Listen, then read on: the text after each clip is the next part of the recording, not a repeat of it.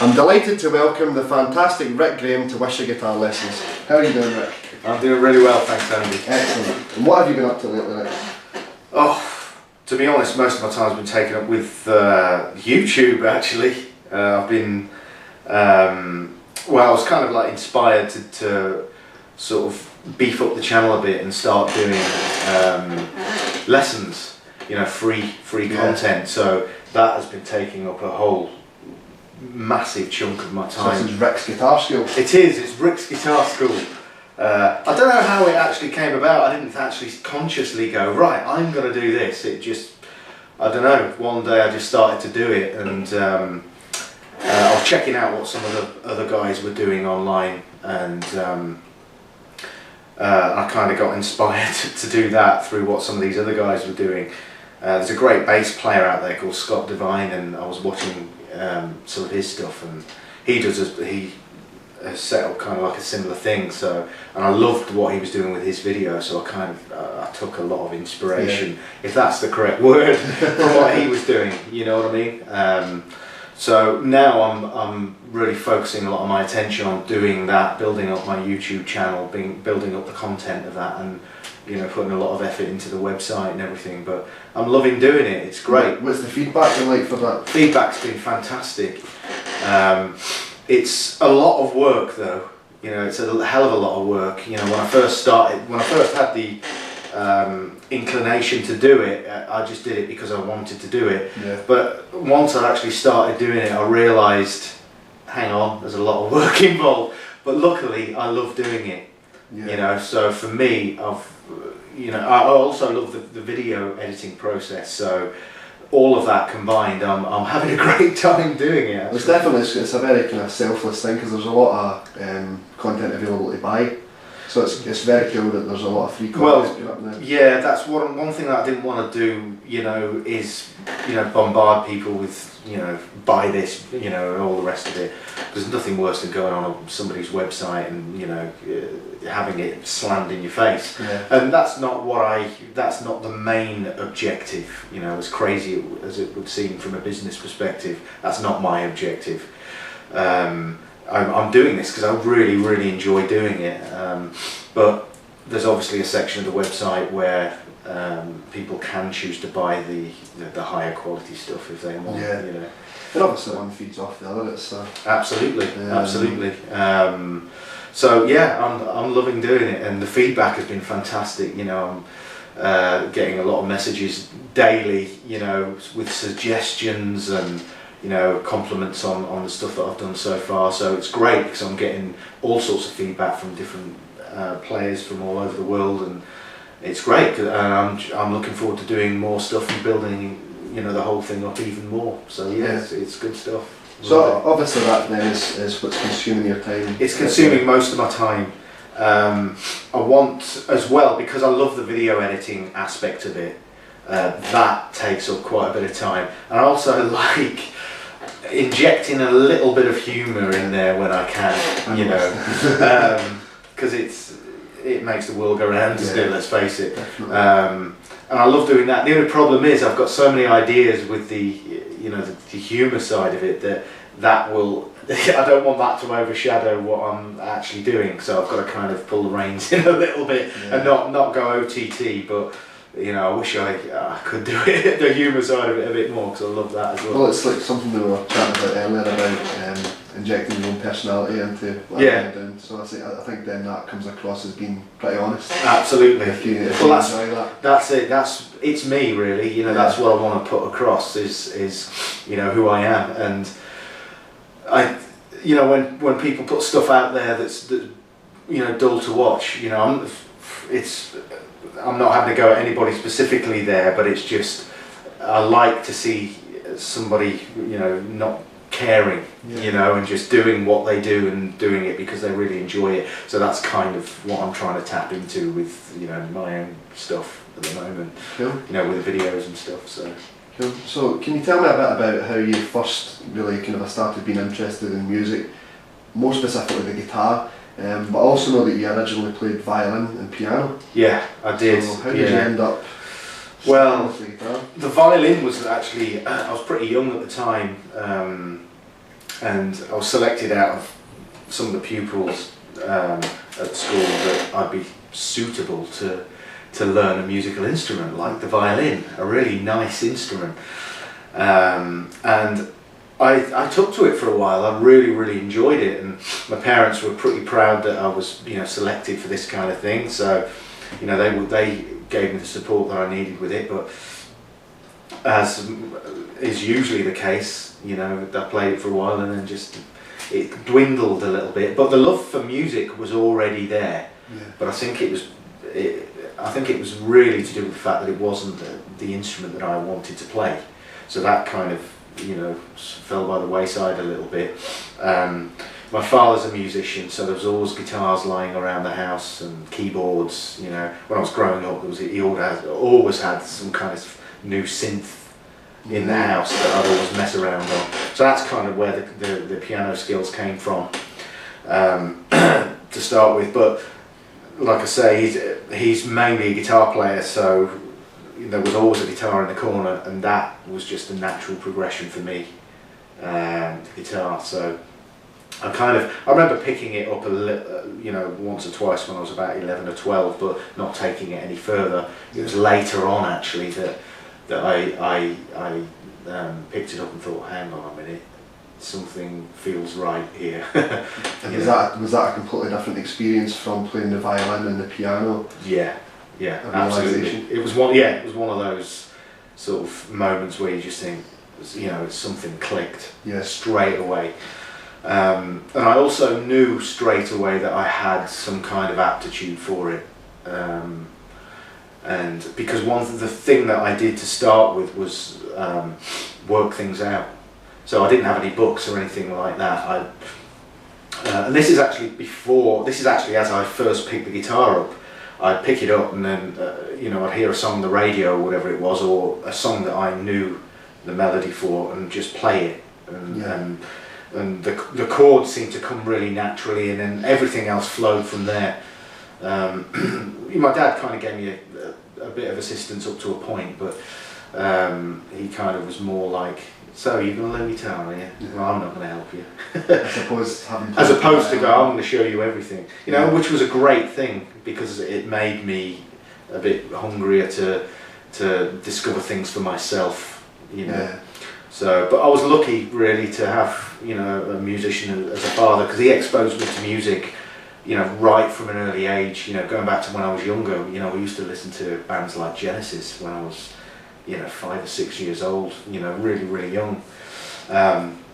So there is sort of an element of that must have taken root at that early age that I sort of picked up later on, So, but it was when I was doing a drama course at college in Stratford-upon-Avon, and I kind of got into that. I was trying to find something artistic that I would connect with, and I did drama for a bit and really enjoyed it. But it was while I was doing the course that I decided to pick up the guitar. I'd actually started on drums when I was at the college, and it just didn't seem practical. I wanted something that I could easily access and could carry about and everything. The guitar just seemed the logical thing, and once I started, that was it.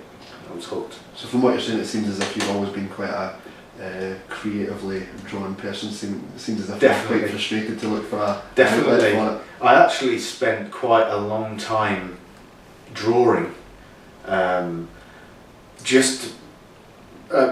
Anything that just, with a pencil and paper, I'd just sit down and just draw stuff. I wasn't actually specifically good at drawing, but it was because I think I was looking for some artistic outlet, as you say, and I spent quite a long time thinking that art was the way forward for me, and but as soon as I picked up the guitar, I realised from that moment that this is the thing that I'm going to be spending the rest of my life doing, but I did try other things like I say, drawing and other instruments, but it was the guitar that really that excuse the pun, struck a chord. Dreadful. And is the guitar an exclusive thing for you now, or do you still dabble with other Oh, absolutely, absolutely. The guitar, you know, I've got to a point now where the guitar is just, I love it and I always will love it, but I like letting go of it, you know. Yeah. I like the ability to be able to just go, you know what, it doesn't really matter, I'm not going to be obsessed with it anymore. Yeah. I still am, there's no question about it, but you know, I'm at a stage now where I can just leave it for quite a while and then go back to it and feel, you know, just as obsessed as I was when I first picked it up the previous time. So when you were obsessed when you picked it up the first time, what were those formative years like? Were you one of the 10 hours per day guys? Absolutely, but it wasn't. I didn't actually set out to do that. It wasn't like a plan that I'd formulated that I was going to conquer the world with. You know, like the more hours I could practice, you know, it was literally got up in the morning. I was lucky enough to be supported by my father at the time, so I didn't have bills to worry about. You know, I had a roof over my head, and I had the time to actually get up first thing in the morning, pick the guitar up and just play until I felt tired. And that's what it was. It was that kind of thing. I got into it so much and loved it so much that that's all I did all day. You know, occasionally had a bit to eat, you know, if I managed to drag myself away from it. But that didn't continue for that long because it's not practical. That reminds me of something I heard Steve Vai say about. He would refuse to allow himself to eat. Really? So he could practice for extended periods of time. So yeah, I can understand that. Suffering for your art, maybe. Yeah, I can understand that. I never took it that far. I just forgot to eat. But yeah, I totally understand that because the guitar has got some kind of quality about it that just, you know, hooks you in, I think. And I think it's to do with the guitar. I'm sure other instrumentalists feel the same about their chosen instrument, but the guitar has, for me, it's got some kind of indescribable quality that just hooks you. You know what I'm talking about. So definitely. So with regards to your playing style, I mean, you're definitely nowadays known more for your rock and sort of fusion kind of style, but I understand that you studied classical guitar also. Absolutely, that was a massive part of my musical development. How has that influenced and kind of helped your current style? And do you still play classical guitar often? Not these days. I'm desperate to actually go back to it because I have an urge at the moment, and I've gone back to it a little bit. A couple of months back, I got all my old Bach scores out and just thought, right, I'm going to go for this. But you know, work and doing other things have kind of gotten in the way of formulating some kind of practice routine for that. But I do want to set aside some time so that I can go back to it. You know, just for the love of it, not to actually for a specific goal, just because I love playing it so much. You know. Yeah. But the classical guitars had a massive impact on me. I started it in about '95. I picked it up around about that time. How long had you been playing at that point? Well, I started in 1991, so I've been playing for about 4 years or thereabouts, and it was kind of it was a little bit strange story because a friend of mine who he's quite a competitive guy, kind of sort of almost challenged me to be able to do it, you know, because he was always saying about how electric guitar players are just, you know, they're playing single note lines, you know, monophonic lines, as opposed to, well, it's not always the case, but because I was playing rock lead guitar, I was doing that all the time. And he sort of got this tape and said, right, listen to this. And it was John Williams, the classical guitar player, playing Usher Waltz by Nikita Koshkin. I hadn't heard anything like that at all. It was like contrapuntal stuff, you know, crazy stuff that he was playing at the same time on one instrument. You know, I was like, what is this? This is insane.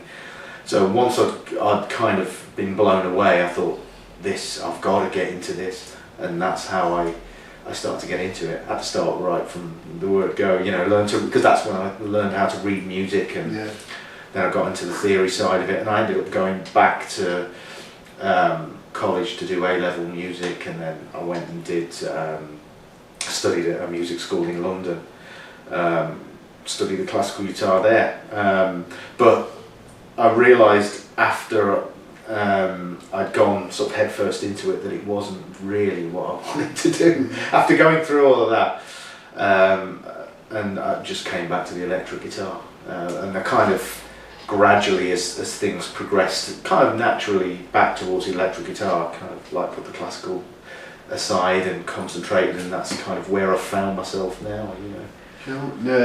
When you're talking about going to study then the classical guitar, did you, previous to that, had you studied with any teachers or went and done any courses when you were learning how to play rock? When I was playing rock, I think it was about 95 that I used to buy Guitar Techniques magazine, and used to read all the columns by the guys in there, and one of the guys, Sean Baxter, I used to read his column religiously because I thought he was amazing, still do think he's phenomenal. And I thought, I've got to go and get some lessons off this guy. So I was broke at the time, I had no money, and I just saved up some money and managed to get in touch with him, and agreed to go down, and I'd have a couple of hours, but it was kind of like 2 weeks worth of money for me, so I didn't eat, you know, I didn't have money for food for that long, you know, but yeah, I loved it, so for me it was worth it. I didn't starve, I kind of, you know, put aside some tins of beans that I survived on, but I went down and had some lessons with him. I could only afford just a handful of lessons with him, but that was amazing to go down and actually see him do his thing, and I was so inspired by that. But that's really the only lessons I've had on the electric guitar. Haven't had any other lessons to speak of. So everything else is just yourself? Yeah, just picking it up. But for me, it was all about listening, because I, you know, learned the guitar in the days of when vinyl and the cassette were king. You know what I mean? And you just had to keep rewinding it, playing it, rewinding it, you know, listening until you wore the tape out. And that's how I developed. I played what I thought was right, you know, which was great because it kind of led me to a kind of different place rather than playing it, you know, all of these tunes like Satriani tunes like I used to, and stuff like Jason Becker I got into, learning all that kind of stuff, and Malmsteen. I was, you know, I still am a massive Malmsteen fan, and I just worked out the stuff that I heard on the recordings to what I thought they were playing, you know, and kind of took it from there. So yeah, and the other thing as well is back in those days, you know, you didn't have YouTube or anything where you can just click I'm sounding old now, but where you just click a mouse and that's it, you've got everything there. You know, this was like, I remember getting Eric Johnson's REH video off a friend of mine that had it, and I kept bugging him for months and months, and he finally said, right, okay, here you go. I remember taking it home, and it was heaven for me to have, you know, put the video in and just have Eric Johnson there on a TV screen, you know, playing. So you know, those kind of moments for me were real magic moments. Of course, it's amazing now because you've got everything at the click of a mouse, so there is a big, huge plus point to that. But I kind of do miss those. I suppose it's kind of. I mean, I'm definitely from the era where it is quite easy to access. Yeah. I mean, I do remember before YouTube, but it's always been very easy to access these various things, and I imagine it would have been very exciting to sit down and watch your first instructional video. It was amazing. Absolutely. Well, you've got to remember, back in those days, it was either, you know, you had a record or cassette. Yeah, there were CDs out, but at that point, you know, I certainly couldn't afford a CD player. And it was all vinyl or cassette, and I didn't really get into the video thing straight away. So when you had the visual reference as well as just, you know, the audio reference, it was just, for me, it was mind-blowing. You know, seeing these guys actually doing their thing, it was just incredible.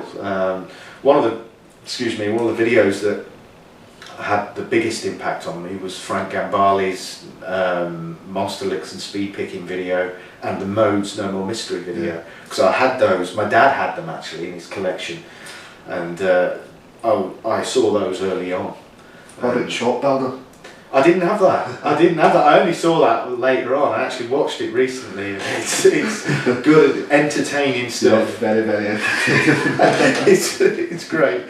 But the Gambale stuff, I actually thought that technique was the way to play. I thought it was the only way that you play. You know, the economy picking thing. Yeah.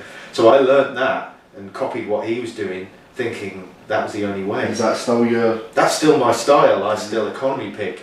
I've kind of played alternate picking, you know, over a period of years, but it's never been that technique that I've gravitated towards, and it's never felt totally natural to me to do that. But you know, I do still do it, you know, here and there, but I'm mainly an economy picking player. But yeah, those days were great. One of the best things about those REH videos was, I remember, I think my brother bought, because my brother's a guitar player, fantastic musician as well, he bought a video, Chris Impellitteri, speed soloing I think it was, and at the start or at the end of that video there was a preview of all the other videos that REH had to offer, and we watched that day in, day out, you know, of all these players, all these different types of players. There was previews of guys like Scott Henderson, I think there was a blues guy called Keith Wyatt on there, Steve Travato, country guy, Paul Gilbert, you know, the incredible intense rock. Amazing. And that solo on the first video, which I still think... At the beginning? At the beginning, yeah. Which I still think is one of the most incredible moments of guitar playing that I've ever seen. On a pink guitar. On a pink guitar, yeah. Just unbelievable. I still watch that now and go, what the hell, that is incredible. And all these other guys, and we used to just watch it and just get off so much on watching all these guys playing. That was the inspiration for us, you know. Yeah, those were great days. I kind of miss those days. It's great, don't get me wrong, I love technology and I love embracing technology and moving forward, but there was just something magic about, you know, getting hold of that video of that player that you've been desperate to see, that you've never seen, you know, on screen before, pop it in and it's like, wow, you know. And that gave me the focus that I needed to work really, really hard, you know. Cool. So I mean, obviously we're talking a lot about you as a guitar player. Yeah. But what about you as a composer? What kind of vision do you have? And obviously you have your debut album out. Yeah. It's been out now for 2 years, I believe. 2 years, yeah. Inside Out. And what kind of vision do you have for subsequent albums or your music in general? It's a difficult one, that one, because for one I am a little bit too critical of myself as a composer and you know, tunesmith. You know, I do understand the principle that you've got to write crap in order to get to the good stuff. You know, and that's a really, really important aspect of writing. You know, you just got to keep doing it, and you know, I've written a lot of stuff, but sometimes I probably think about it too much. You know, and well, that being said, I've written quite a lot of stuff of late that is going in a direction I want it to go. You know, I enjoyed doing the first album because it was the time and space that I was in. You know, at that point, it was the frame of mind that I was in at that, you know, at that time. So I'm in a different space now. So the stuff that I'm writing now is going in a slightly different direction. Well, not slightly, it's going in a, you know, totally different direction. And it's I'd like to be a little bit less self-critical of what I do as a writer. You know, I'm sure everybody, you know, suffers from that to some degree or another. Yeah. But for me, melody is one of the most important things for me as a writer. I want to write melodies that stick with people, you know, and that's the focus of me as a writer.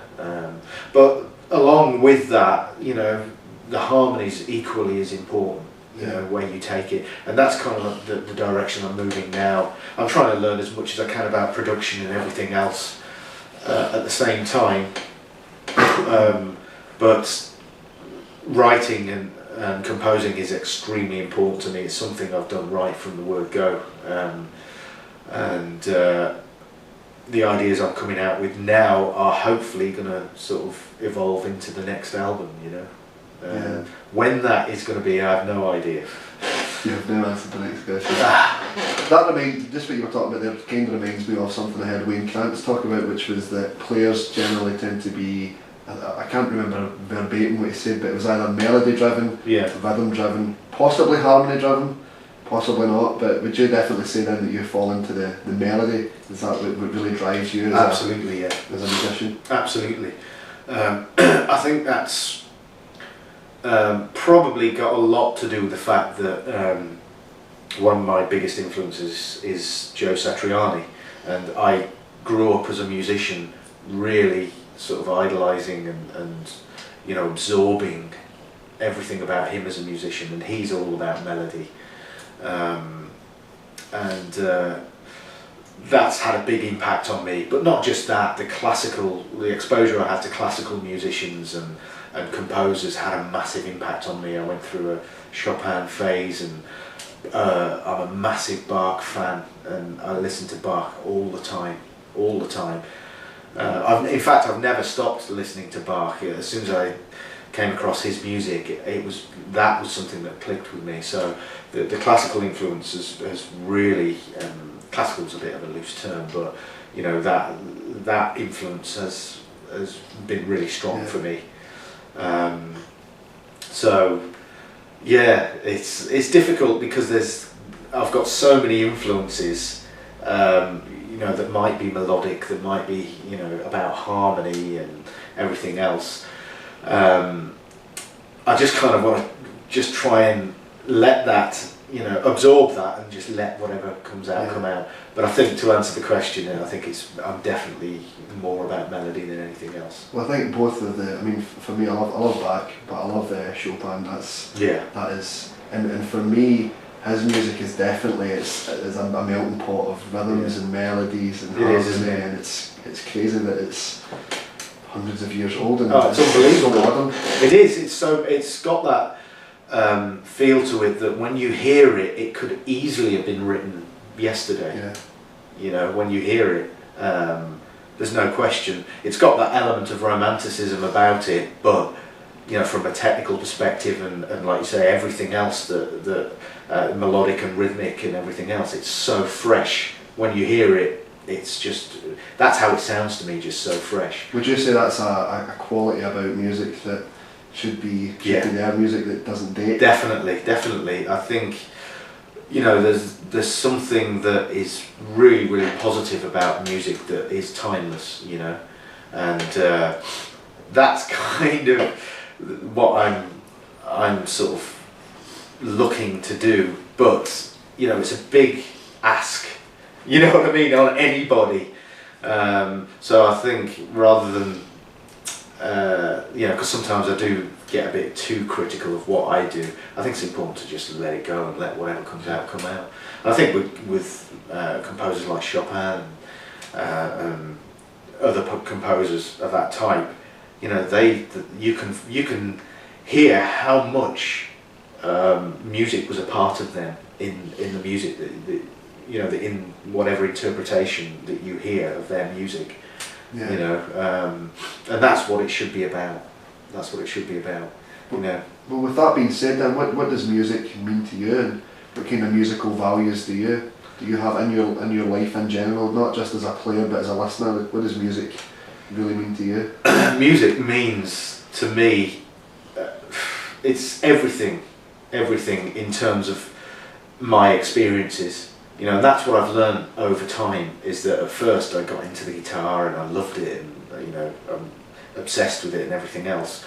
But after, you know, I've been playing for quite a long time now, after a while I realised that it's about your journey as a human being. You know, it's about your experiences as a human being. You know, what you've experienced in your life, and what you have to say through that to other people. It's about communicating with other people, and that's what music is. That's the thing I love the most about music. Is, yes, it's a language, it's a form of communication that can just, it crosses barriers, you know, time and time again. Yeah, of course. And that's the beauty of music for me, and that's what it means to me, is the communication that you can have from one person to the next, and each person takes whatever they want to take from the music. You know, that's the beauty of it. It's not like you read a book that says you must behave like A, B, C, D, E, F, G, whatever. There's none of those rules exist within music. Yeah, of course. You know, it's, you take out of it whatever is there for you. And I suppose it's the same way of it's magical. When I listen to, say, Chopin, and you listen to Chopin, you'll take something completely different from it. Absolutely, yeah. That's what art should be about, you know. And that's the difference between art and, you know, anything else that you know, I don't want to get into at the moment, but you know, something which dictates you should be a certain way. You know, this is where music is. It gives you the freedom to do that. It's freedom of you know, communicating, you know, yourself as a human being to another human being. You know, and that's the thing that I love about music the most. Well, with that being said, then, if you were not a musician, what do you think you'd be doing? Probably an artist, I think. Right. Yeah, definitely.